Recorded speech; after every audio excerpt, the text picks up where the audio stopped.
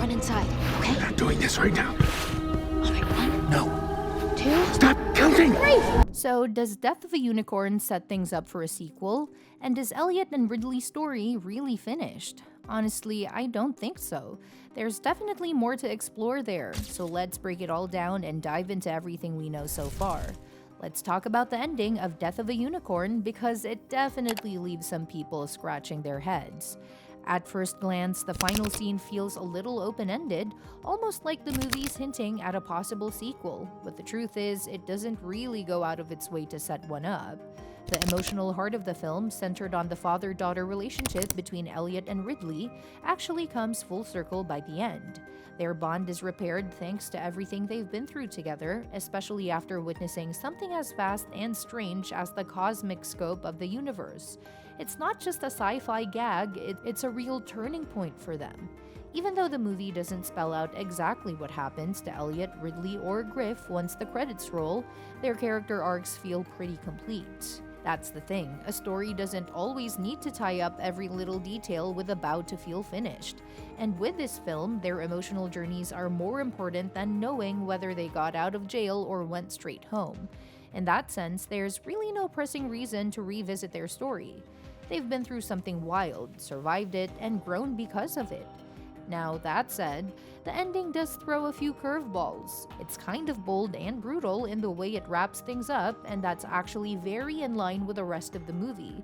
After all, this is a film where unicorns aren't gentle magical beings, they're fierce, unpredictable, and often straight up deadly. Even when they're helping, they leave a trail of destruction in their wake.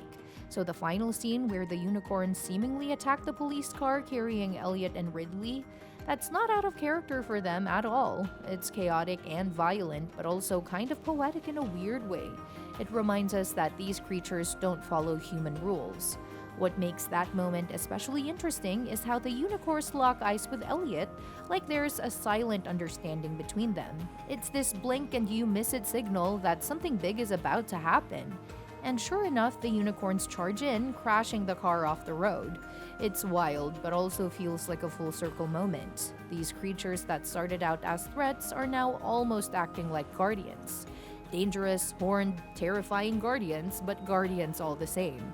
Even though the movie cuts to black before we find out exactly what happens next, director Alex Scharfman has shared a bit of insight. According to him, the ambiguity of the ending was entirely intentional. He wanted to leave the audience wondering, but also feeling like Elliot and Ridley made it out okay. Scharfman has said he believes they survived, and even Griff, who never really bonded with the unicorns the same way, likely made it through as well. So while the film leans heavily into mystery and violence in those last moments, it's not meant to be a grim ending. Scharfman described the unicorns as acting out of instinct rather than logic. From their perspective, Elliot and Ridley are in trouble, and the unicorns react in the only way they know how, by smashing things.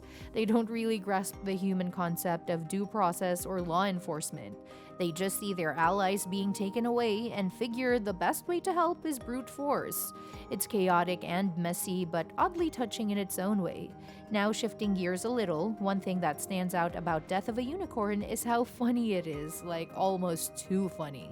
The humor is sharp, weird, and non-stop once the unicorns enter the picture.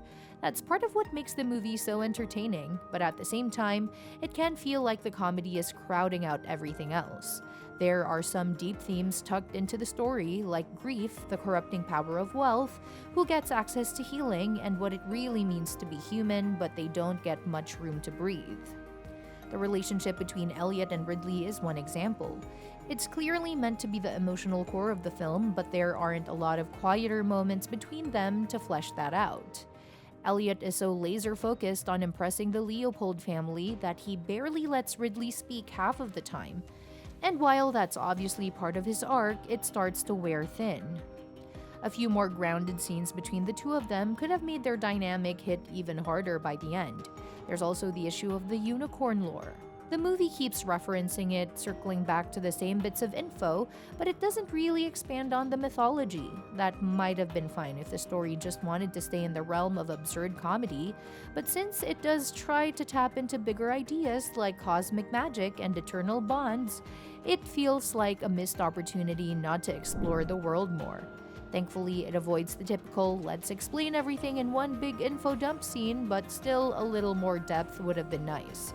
What's kind of ironic is that even though the movie touches on heavy topics like wealth inequality, loss, and mortality, it doesn't let any of that settle in. It's too busy jumping to the next gag or gore sequence. Don't get me wrong, the comedy is one of the movie's strongest assets, but sometimes it feels like it's undercutting the emotional beats that could have made the story hit harder.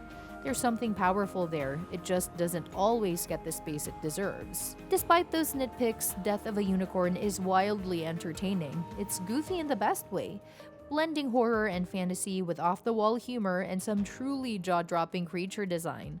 The unicorns are breathtaking to look at, majestic and terrifying all at once. When the camera zooms in on them, they somehow feel ancient, noble, and totally unhinged all at the same time. It's the kind of bizarre mashup that only a studio like A24 would take a chance on. It's also a movie that's best experienced with a crowd. There's a certain kind of magic in watching it unfold alongside people who are laughing, gasping, and clapping at the wildest kills. One death in particular got actual applause, and honestly, it earned it. The film builds up those moments so well, combining horror with just enough absurdity to make it feel like a ride rather than a slog. And when it all comes together in the final scenes, blending horror, humor, and heart, it really lands. So going back to the big question, does the ending of A Death of a Unicorn leave the door open for a sequel? Technically, not really. The film doesn't tee anything up in a traditional sequel bait kind of way. There's no post-credit scene hinting at a larger world, no big unanswered mystery hanging in the air.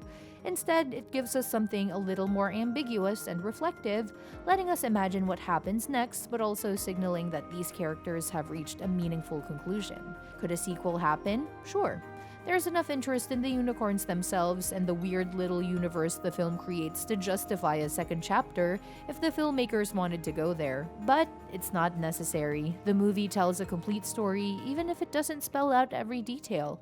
And in some ways, that's kind of refreshing. So whether or not we ever return to this world, Death of a Unicorn stands on its own as a strange, hilarious, and occasionally brutal ride through grief, magic, and what it means to connect with something larger than yourself, even if that something has a horn and a tendency to gore people. It's bold, messy, and totally one of a kind. And honestly, that's what makes it great. And that's a wrap for today's video. Thanks for tuning in, and we'll catch you in the next one.